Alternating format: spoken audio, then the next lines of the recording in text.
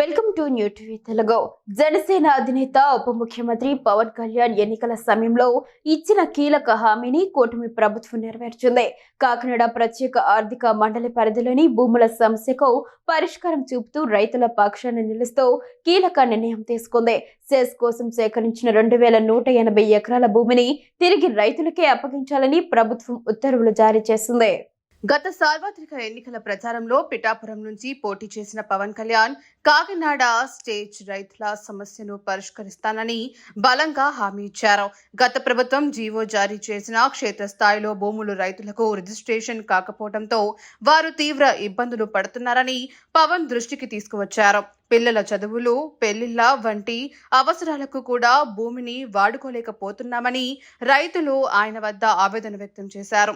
దీనిపై స్పందించిన పవన్ తాను అధికారంలోకి రాగానే ఈ సమస్యను పరిష్కరిస్తానని మాట ఇచ్చారు. ప్రభుత్వం ఏర్పడిన వెంటనే ఉప ముఖ్యమంత్రి హోదాలో పవన్ ఈ అంశాన్ని ముఖ్యమంత్రి చంద్రబాబు దృష్టికి తీసుకెళ్లారు.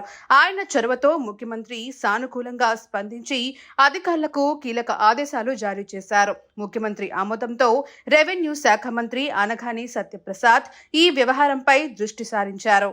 ఫలితంగా కాకినాడ సేజ్ పరిధిలోని 2180 ఎకరాల భూములను తిరిగి రైతులకు అప్పగించాలని రెవెన్యూ శాఖ ప్రత్యేక ప్రధాన కార్యదర్శి ఆదేశాలు ఇచ్చారు.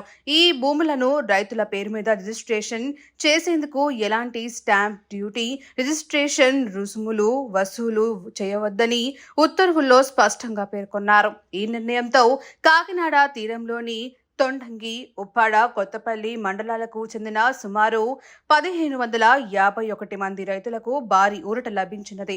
ఈ సందర్భంగా పవన్ కళ్యాణ్ స్పందిస్తూ తన ఎన్నికల హామీ పట్ల సానుకూలంగా స్పందించి రైతుల పక్షాన నిలిచిన ముఖ్యమంత్రి చంద్రబాబు, రెవెన్యూ శాఖ మంత్రి అనగాని సత్యప్రసాద్లకు హృదయపూర్వక కృతజ్ఞతలు తెలియజేశారు.